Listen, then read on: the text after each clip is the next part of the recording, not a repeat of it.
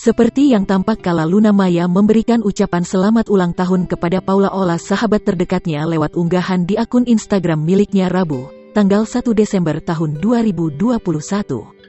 Dalam unggahan tersebut, Luna Maya membagikan sejumlah foto berisi kebersamaannya dengan Paula Ola kala sedang mengunjungi Amerika Serikat. Dari sekian banyak foto, Luna Maya mengunggah potret kebersamaannya dengan Paula Ola kala sedang pergi bertiga bersama Ryochin. Tindakan Luna Maya ini pun seolah menegaskan bahwa hubungannya dengan Ryochin sudah mendapat restu dari keluarga dan kerabat terdekat. Kabar kedekatan Luna Maya dan Ryochin semakin menyeruak ke publik.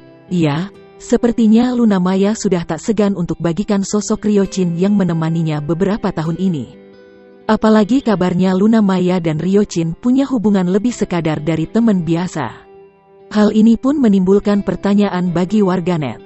Setelah kandasnya asmara dengan Ariel Noah hingga Rey Nobarak, Luna Maya tampaknya masih saja betah menyandang status lajang walau usianya sudah menginjak 38 tahun. Sederet pria tampan pun sempat dikabarkan dekat dengan Luna Maya, mulai dari Dimas Beck, Faisal Nasimuddin, Herjunot Ali, hingga yang paling santer terdengar adalah Ryochin.